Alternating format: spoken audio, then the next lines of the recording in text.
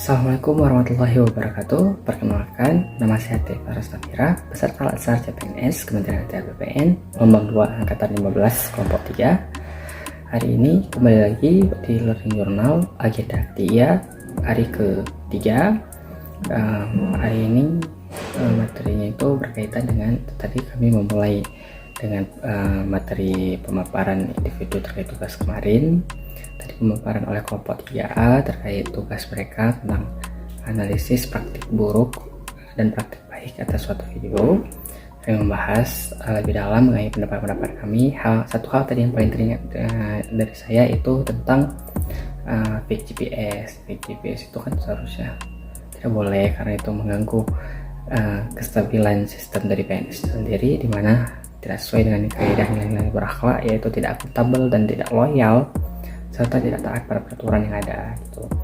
Dan selanjutnya kami yaitu diskusi mengenai proses manajemen ASN, di mana itu dia tuh ada pertama tentang perencanaan kebutuhan ASN di tahap pertama itu. Jadi mengidentifikasi kebutuhan ASN itu sesuai dengan tenaga-tenaga, misalnya untuk Kementerian ATR BPN berapa itu direncanakan dulu di manajemen ASN gitu. Nanti baru dilakukan rekrutmen dan seleksi, yaitu melalui SKD, SKB seperti seleksi CPNS pada umumnya.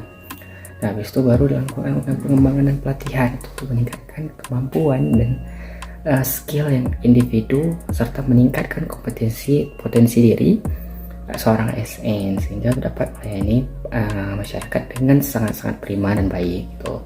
Habis itu baru melakukan evaluasi kinerja, itu biasa terkait dengan SKP, pengisian SKP dan umpan balik antara sesama tenaga kinerja ASN. Itu dia tuh kayak sistem penilaian kinerja.